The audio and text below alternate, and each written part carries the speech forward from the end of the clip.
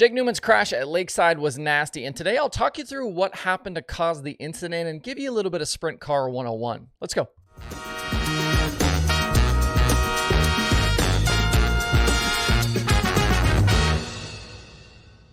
It's Thursday, April 13th. I'm Justin Fiedler. This is Dirt Tracker Daily. It's been an interesting last 24 hours and kind of the aftermath of the Jake Neuman crash at Lakeside from Tuesday night.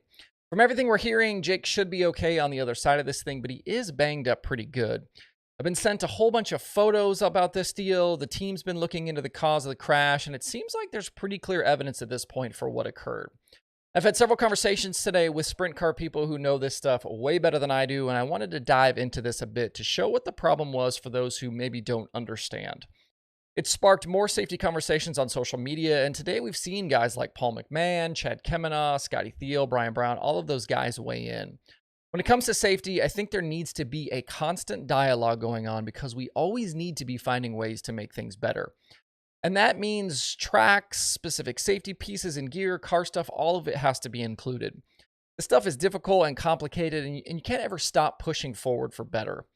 And one note, I said yesterday on the show that Jake crashed in hot laps, and I said that because the screen on Flow Racing said it was hot laps. Apparently, it was actually qualifying. Not that it really matters, but it's the internet, and people love to tell you when you screw up.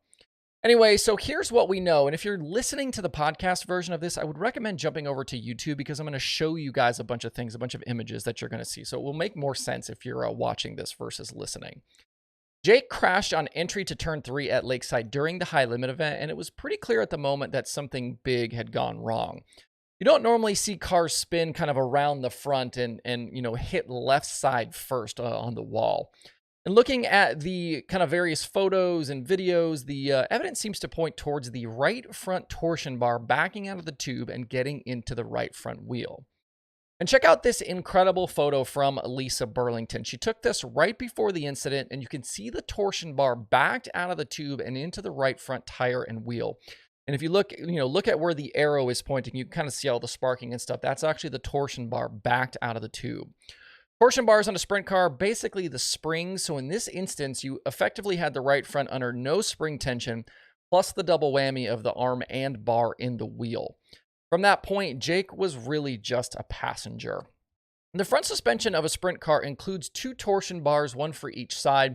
They're connected on one end to a torsion arm that lays on top of the axle tube, and then the other end is held in place by a torsion stop.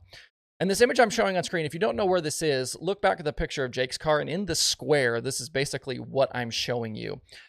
This is, part of the front suspension to give you an idea. If you aren't aware about sprint car suspensions and where this stuff is, this will give you an idea about the real estate we're talking about. And this image is from a video from Speedway Motors on YouTube talking about torsion arms and putting together front suspension. And what you can see here, I've got all of the various parts marked out. You can see the torsion arm, you can see the retainers or the locks, you can see the torsion stop itself and the torsion bar tube.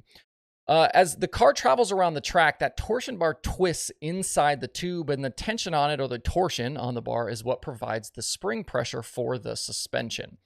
The arm and the stop that are connected to the bar are held in place by pinch bolts, and the ends of the bar are splined, so the bar itself can't twist inside the arm and the stop.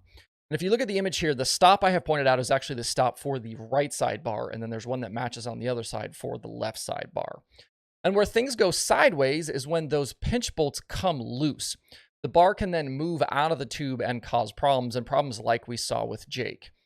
In response to that, locks were developed to fit inside the bar on each end to help keep everything in place, and there are a few different styles of locks or retainers available. Some are basically held in place by compression. They have knurling inside, and they expand when tightened down. Others are threaded, and this next image that you're seeing here is from that same Speedway Motors video. This is one of the threaded versions that's being screwed into the end of the torsion bar. A lot of these new torsion bars are threaded, so it makes these retainers real easy to kind of screw in and out there. And then there's a third style that are basically have a rod that runs through the entire inside of the torsion bar, with the idea being that if the locks themselves or the retainers themselves come undone, the rod will then keep them in place as a last resort. All 3 styles have their pros and cons, and you can find people who have thoughts on all of them. In Jake Neuman's case, as I've been told, the car did have locks in place, and they were the compression style. And there are photos of, you can see the locks or the retainers in place before Jake went out onto the racetrack.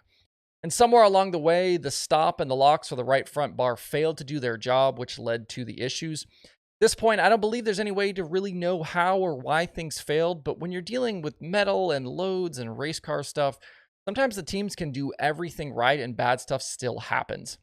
It's just, again, a reminder that racing is just a dangerous activity.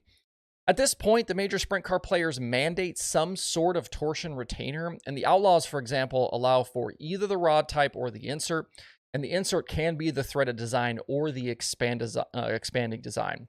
It's on page 52 of the Outlaw rulebook under chassis and frame spec. You can find the rulebook over at dirtcarmembers.com if you want to see that for yourself. So there's your synopsis of what happened to Jake and your bit of Sprint Car 101 for the day. When it comes to safety and rules, the stuff is messy and complicated, and things like liability throw a wrench in a lot of it. And I hope we can find ways to be more proactive. Motorsports as a whole has been really reactive, with changes usually only occurring when something bad happens. And everyone has an opinion, though, about this stuff, and I think it's difficult to move the needle when a bunch of people are sitting around a table all talking at each other. We need tracks and series to do better, absolutely, but we also need drivers and teams to take more responsibility for what's on their race cars. If you don't feel safe behind the wheel or something isn't right, do something about it. You have that power, and I think drivers and teams forget sometimes that they do have power in these cases to improve things. We're all thankful, though, that Jake is on the mend. Big thanks also to the tech guys and the drivers and the crew members that I chatted with today to better understand all of this. Your help is much appreciated. All right, moving on to a few other things. At Delaware last night, Mike Guler was a $4,000 modified winner over Jordan Watson and David Schilling. He got by Watson with 3 to go and drove on to the win. Kyle Hardy beat Trevor Collins and Max Blair in the night's Rush Late Model feature. And at Millbridge last night, Kenna McIntosh swept the micro victories. He beat TJ Smith in the wing show. NASCAR driver Daniel Suarez finished 4th in that one. And Cannon Mack beat Trevor Klein and Cole DeWeese in the non-wing show. That non-wing show had a huge crash right at the start. Several guys upside down. That included Sheldon Creed and Brandon Jones. All drivers were okay. Tomorrow on the show, we'll get you ready for another busy dirt racing weekend ahead. And I've got a few bits of racetrack news that we'll get into. Some of it's good, some of it's not so good, but we'll get into that on Friday. Finally today, happy trails to driver Jason McDougal. He announced via his social media channels yesterday that he is stepping away from driving race cars. He said he will focus on, quote, building frames and having something consistent in his life. He made sure to thank people and said his heart will always be in racing. McDougal was a regular sprint car, midget, and micro competitor. He'll always be known for his incredible I to D run at the Chili Bowl in 2021. He'd been making scattered starts the last several seasons in both sprint car and midget competition, racking up plenty of top 5s and top 10s along the way. I'm sure he'll still find his way to racetracks on a pretty regular basis. There are 5 more items today across the streaming services, with 4 of them on Flow Racing. They've got the MLRA late models from Davenport and racing from Georgetown and Marshalltown, plus Flow 24/7. There's also Dirt Vision now. If you want to see that full daily streaming schedule with links to watch, visit dirttracker.com/watch tonight. Hope you guys have a good Thursday out there. We'll be right back here tomorrow.